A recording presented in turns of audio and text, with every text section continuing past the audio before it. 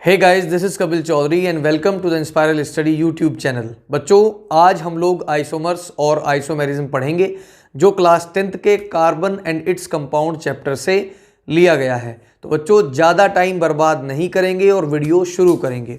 बच्चों, आइसोमर्स और आइसोमेरिज्म एक बहुत इंपॉर्टेंट टॉपिक है कार्बन एंड इट्स कंपाउंड का, और ये फाइनल टॉपिक है। इससे पहले हम लगभग सभी वीडियोज आपको प्रोवाइड कर चुके हैं। तो चलिए जान लेते हैं इसको। बच्चों, आपने इनऑर्गेनिक केमिस्ट्री और ऑर्गेनिक केमिस्ट्री का नाम तो सुना ही होगा, बिल्कुल सुना होगा। तो हम बात करते हैं इनऑर्गेनिक केमिस्ट्री की। इनऑर्गेनिक केमिस्ट्री में अगर कोई मॉलिक्यूलर फॉर्मूला होता है तो वो रिप्रेजेंट करता है केवल एक कंपाउंड को। अब आप लोग नहीं समझे कि गुरुजी ने क्या बोल दिया।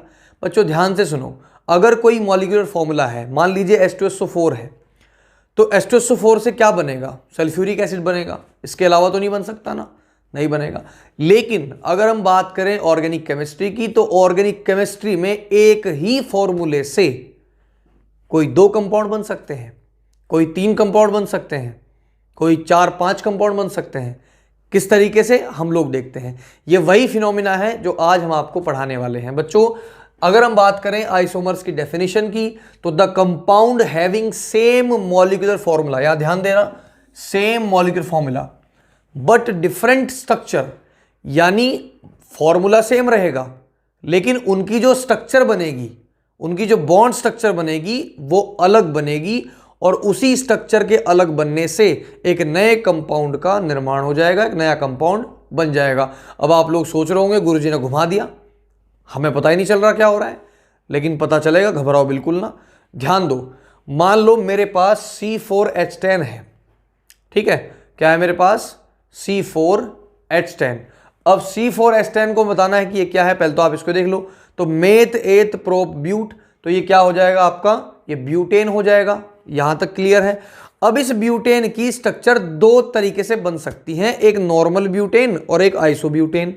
अब मैंने दोनों स्ट्रक्चर यहां बनाई हुई है। अब देखिए, अगर हम बात करें ब्यूटेन की पहली स्ट्रक्चर की, तो पहली स्ट्रक्चर आपको दिख रहा होगा, सेम इस तरीके से दिख रही होगी, जो कि सिंगल बॉन्ड के साथ सभी कार्बन एटम लिंक है। ठीक है, हो गया। लेकिन इसमें जो आपको स्ट्रक्चर दिखेगी वो दिखेगी स्ट्रेट चेन स्ट्रक्चर। यहां देखिए, स्ट्रेट चेन स्ट्रक्चर देखिए, CH3 कैसे लिखा? क्योंकि C के साथ H3 है तो यहां पे रख दिया, इस C के साथ 2 H हैं तो यहां पे CH2 कर दिया, इसके भी साथ 2 हैं तो CH2, और इसके साथ कर दिया तो CH3। तो ये जो हो जाएगी, यह है आपकी नॉर्मल ब्यूटेन है, इसलिए इसको N ब्यूटेन कहा जाता है, और इसकी स्ट्रक्चर स्ट्रेट चेन स्ट्रक्चर है। लेकिन अगर हम दूसरे की बात करेंगे, तो दूसरे की बात करते ही यहां पर स्ट्रक्चर कैसे बनेगी? स्ट्रक्चर आपकी CCC, यानी 3 कार्बन एटम यहां लिए जाएंगे, 3 इसके ऊपर, एक साइड बाय साइड, और बीच में एक जगह पे कार्बन एटम लिंक किया जाएगा, और इसमें आपका ये जो कंपाउंड का नेम बनेगा, ये बनेगा आइसोब्यूटेन। ठीक है, यानी पहले में नॉर्मल ब्यूटेन था, इसमें था आइसोब्यूटेन। तो बच्चों ध्यान दो, अगर एक मॉलिक्यूलर फॉर्मूले से, ठीक है, देखो दोनों का मॉलिक्यूलर फॉर्मूला सेम है, C4H10 और C4H10, लेकिन दोनों के नाम अलग अलग हैं, दोनों कंपाउंड अलग अलग हैं। तो ध्यान दो, अगर आपके पास एक मॉलिक्यूलर फॉर्मूला हो, तो एक मॉलिक्यूलर फॉर्मूले से जब 2 कंपाउंड बन जाएं, उसको हम लोग कहते हैं आइसोमेरिज्म। अब ये फिनोमिना है, और इसमें कितने आपके वो बने हैं आइसोमर्स? तो यहां पे बने हैं 2 आइसोमर्स बने हैं। अब ध्यान दीजिए, कभी भी आइसोमर्स जो होगा वो आपका मीथेन, इथेन, प्रोपेन में नहीं बनेगा, क्योंकि इसको बनाने के लिए आपको कम से कम 4 कार्बन एटम की जरूरत पड़ती है। इसलिए ये C4H10, C5H12 और C6H14 से बनता है। आगे भी बन जाएगा, कोई दिक्कत नहीं, लेकिन मैंने एग्जाम्पल 3 ही लिए हैं। ठीक है, C4H10 के 2 आइसोमर्स होते हैं, C5H12 के 3 आइसोमर्स होंगे, और C6H14 के 5 आइसोमर्स होंगे। तो बच्चों, अगर एक फॉर्मूले से, एक मॉलिक्यूलर फॉर्मूले से 2 या 2 से ज्यादा आइसोमर्स बन जाए, तो उस फिनोमिना को कहते हैं आइसोमेरिज्म।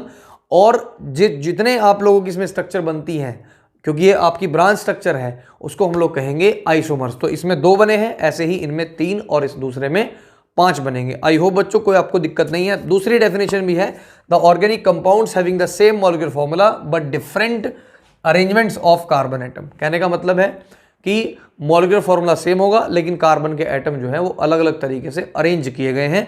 इस प्रोसेस को हम लोग आइसोमेरिज्म कहते हैं। बच्चों आई होप ये फुल चैप्टर आपके बिल्कुल बढ़िया तरीके से हो गया होगा। उम्मीद करता हूँ कि आप लोग को ये पसंद आया होगा।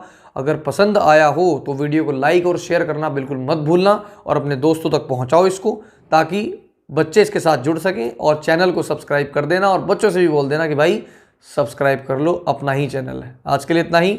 जय हिंद, जय भारत।